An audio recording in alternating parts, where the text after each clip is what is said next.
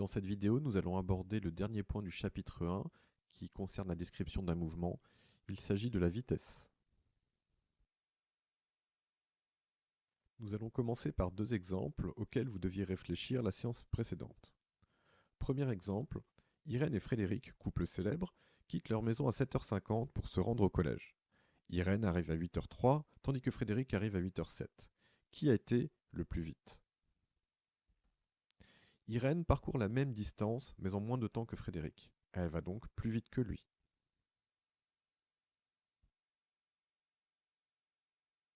Exemple suivant, Irène et Frédéric quittent leur maison à Mehun-sur-Yèvre et partent en voyage. Après 11 longues heures de trajet, Irène est arrivée à Barcelone et Frédéric est arrivé à Tokyo. Qui a été le plus vite ? Irène et Frédéric ont eu des temps de déplacement identiques, 11 heures. Mais Frédéric a parcouru une plus grande distance. Tokyo est en effet beaucoup plus éloigné de Mehun-sur-Yèvre que ne l'est Barcelone. Il a donc été plus rapide puisqu'il a parcouru une distance plus grande dans le même laps de temps. En conclusion, ces deux exemples nous ont permis de voir que la vitesse dépend principalement de deux choses, la distance parcourue et le temps de trajet.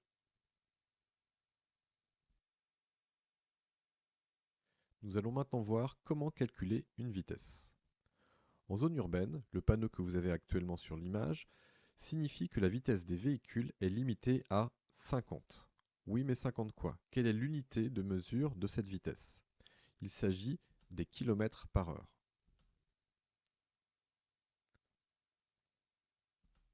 L'unité de cette vitesse, le kilomètre par heure, est importante. Grâce à elle, en effet, tu peux retrouver la formule qui permet de calculer correctement une vitesse.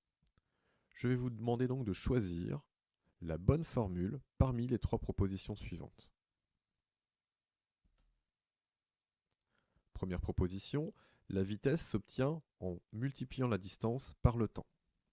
C'est la première formule que vous avez ici. Deuxième proposition, la vitesse s'obtient cette fois en divisant la distance par le temps. Ou bien troisième proposition, la vitesse se calcule en prenant le temps que l'on divise par la distance. Si vous regardez cette unité, nous voyons des kilomètres divisés par des heures. Autrement dit, une distance en kilomètres est divisée par un temps en heures. La bonne formule est donc la deuxième. La vitesse s'obtient en prenant des kilomètres, la distance, divisé par des heures, le temps.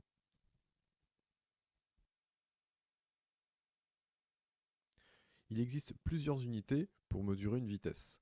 Nous allons voir ici les deux principales.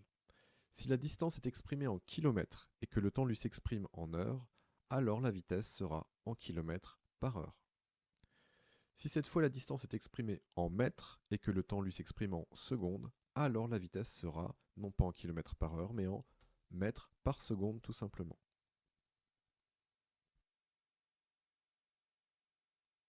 Nous allons maintenant voir quelques valeurs de vitesse pour avoir des repères utiles.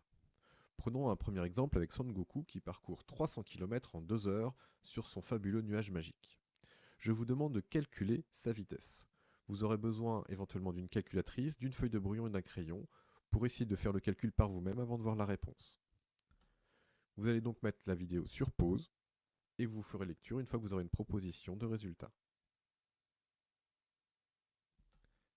C'est parti maintenant pour la correction. D'après ce que l'on vient de voir précédemment, la vitesse s'obtient en divisant la distance parcourue par le temps que l'on met à parcourir cette distance. Ici, d'après l'énoncé, Sangoku parcourt 300 km. C'est donc la distance qu'il a parcourue. Il lui faut 2 heures pour parcourir cette distance. Nous allons donc diviser par 2 heures. Vous prenez éventuellement votre calculatrice ou vous pouvez faire ce calcul de tête. 300 divisé par 2, c'est égal à 150. Et attention, on n'oublie pas à la fin d'exprimer l'unité de cette vitesse. Il s'agit de 150 km par heure. Afin d'avoir quelques repères, je vais maintenant vous proposer différentes valeurs de vitesse et je vais vous demander de les attribuer aux 6 exemples que vous avez dans les tableaux ci-dessous. Je vous laisserai donc faire pause de façon à pouvoir noter vos réponses sur une petite feuille de brouillon et lorsque vous aurez terminé, vous ferez lecture pour afficher la correction. C'est parti pour la correction. Quelle est la vitesse d'un escargot? Il s'agit de 7 cm par minute. Autrement dit, lorsque vous laissez un escargot et que vous lui laissez 1 minute pour se déplacer, eh bien il pourra parcourir une distance d'environ 7 cm au bout de 7 minutes. Un marcheur, lui, se déplace à environ 4 km par heure. Un peu plus s'il est pressé, un peu moins s'il ne l'est pas, mais c'est la vitesse moyenne de quelqu'un qui se déplace en marchant. Si vous êtes en vélo, une vitesse de 15 km par heure est déjà une vitesse raisonnable. Évidemment, les cyclistes professionnels vont beaucoup plus vite, notamment dans les descentes qu'on peut voir au Tour de France, mais c'est déjà une vitesse assez raisonnable. Une voiture sur autoroute n'a pas le droit, n'est pas autorisée à dépasser la vitesse de 130 km par heure. Un TGV, donc un train grande vitesse qui se déplace à une vitesse normale, va parcourir une distance à la vitesse de 300 km par heure. Un avion sera ici le plus rapide puisque lui aura une vitesse de 800 km par heure.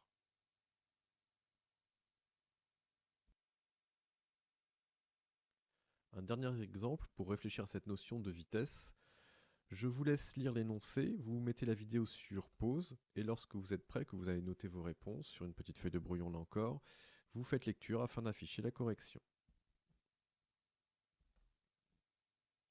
C'est parti pour la correction. Un train se déplace à la vitesse de 200 km par heure.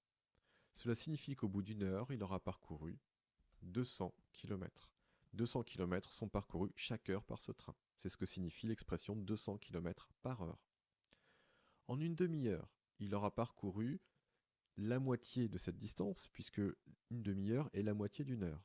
Il aura donc parcouru 100 km, la moitié, en la moitié d'une heure, une demi-heure.